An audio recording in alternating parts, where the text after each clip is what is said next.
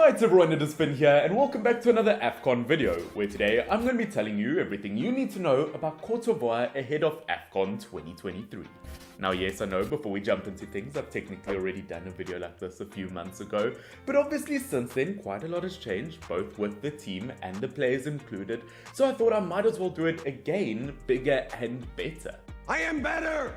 But of course, before we do jump into that, I would like to ask you guys to put in the comment section down below which nation do you support and which nation should I do next. But obviously, as Cote d'Ivoire, or also known as Ivory Coast I guess, are the hosts of Afcon 2023, I might as well do them right here, right now. But of course, what better way to start than to talk about the form of Ivory Coast. As we know, they are a phenomenal nation. They've won the African Cup of Nations 2 times, the most recent one being in 2015. So a very recent Afcon win, and they still have some top quality players. I mean, if you look at them in the current World Cup qualifiers for the next coming World Cup, they recently beat Seychelles 9-0 and Zambia 2-0, not conceding a single goal and scoring 11 goals in 2 games. Are you not entertained? I mean, I've never been that great at math, but that is not a bad record. And it's definitely an improvement off of their Afcon qualifier record. Yes, obviously they have qualified and they would have qualified anyway as they are the hosts, so it'd be a bit weird if they weren't there.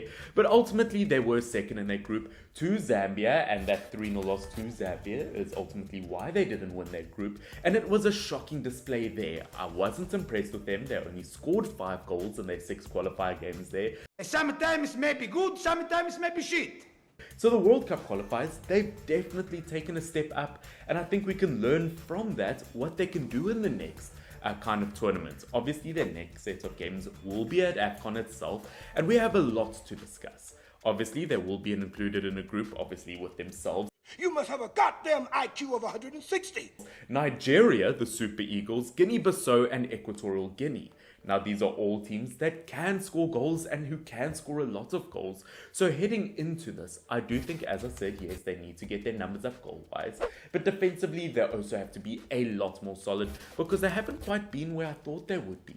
Looking at them in qualifiers so far, they have the 13th best attack out of all African nations, which once again, with the quality of players I'm about to mention soon, obviously we're going to be talking about what their best possible lineup can be, I just don't think 13th best is good enough. This is a bummer, man.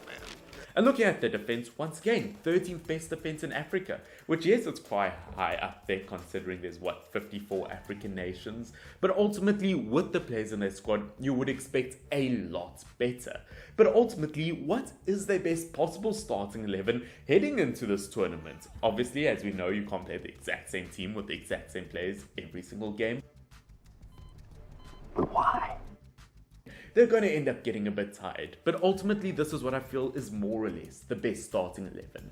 Now in terms of a formation, what I believe Jean-Louis, the manager, should go with, I do feel like it should be a 4-3-3. It is the most balanced team and I feel like it is ultimately the best way to get the best players in this team. And in terms of a goalkeeper, I know Sangara has been the man for Ivory Coast over the last few years, but I've seen a few too many mistakes from him.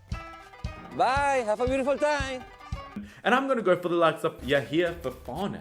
Yes, he's extremely young, he's only 23 years old, and he's only played 2 games for the Ivory Coast in the World Cup qualifiers. But you know what? 2 games, 2 clean sheets. That's pretty good.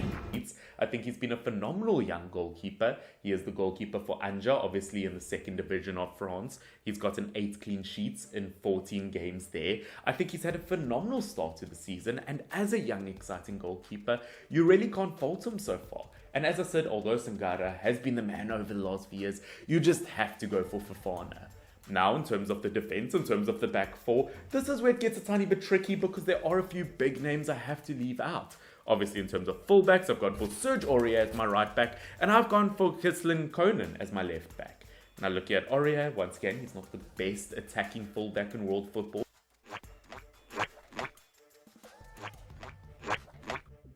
If you compare him to other modern day fullbacks, but defensively he can be as solid as a rock.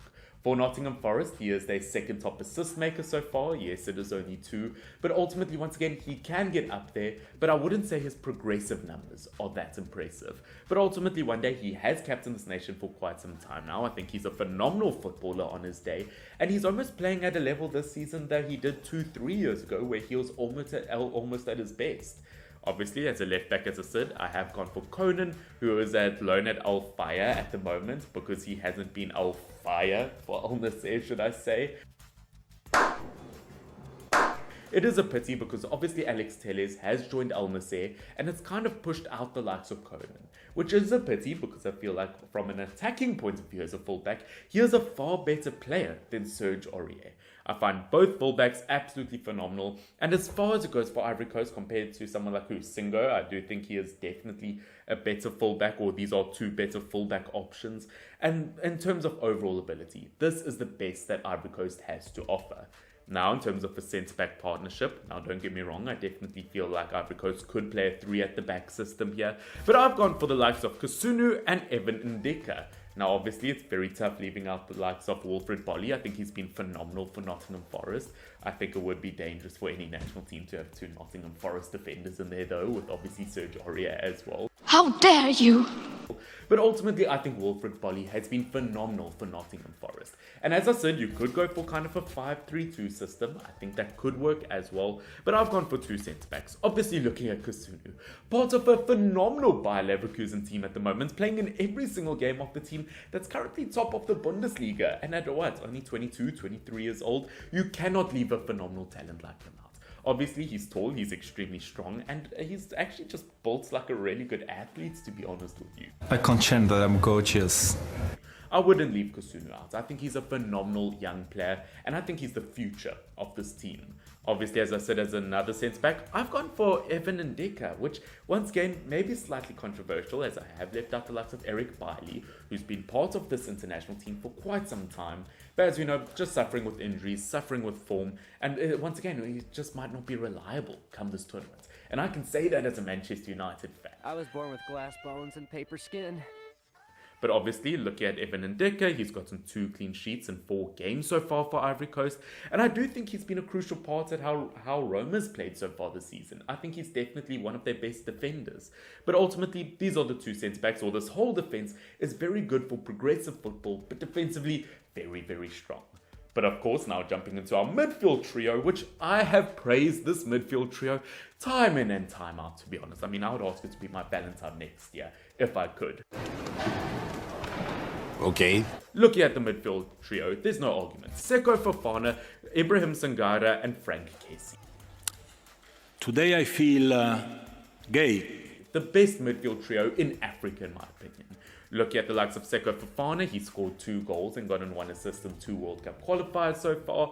Overall, he's a very complete player and a very good leader, and we saw that at Lens last season. Now at Al Nassr, no, he hasn't had a fantastic start to the season, which maybe this is a sign that if you are Ivorian, maybe just don't go to Al Nassr. But ultimately, although no, he scored 0 goals and 0 assists in 8 league games for them so far. We've seen over the years that he can be a very consistent player, and for the national team, still top quality, and maybe the overall most complete player in this midfield.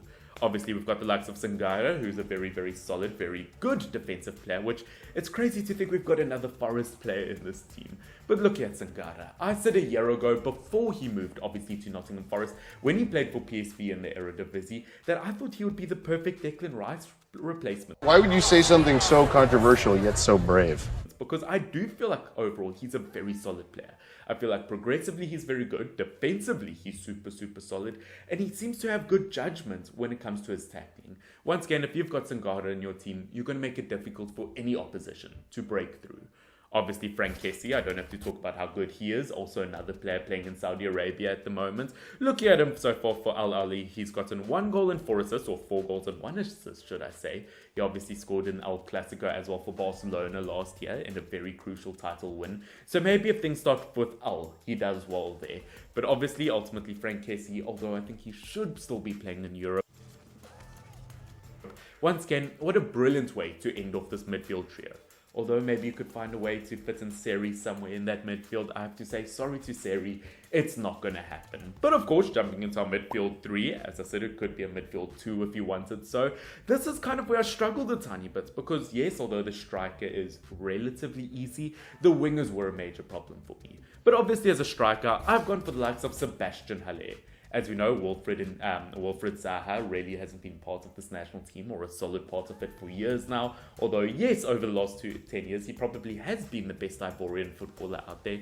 For the national team, just hasn't shown up and not a crucial part of them. Although, yes, I could have gone for the likes of, I think it's the likes of Crasso as well, who's playing for Red Star at the moment. Sébastien Haller scoring 3 goals in his last 3 games for Ivory Coast. Yes, hasn't scored a single goal in the Bundesliga so far, which is a major worry. He just doesn't seem to be on form at the moment.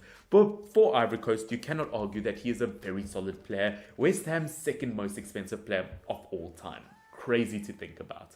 As I said, the wingers are a tiny bit more difficult, but I will start with the easiest one, as I have gone for the likes of Simon Ndicka, obviously, the left wing from Brighton. He's had a brilliant season so far, only 21 years old, which is crazy to think about, considering when I was 20, I was, well, watching these players.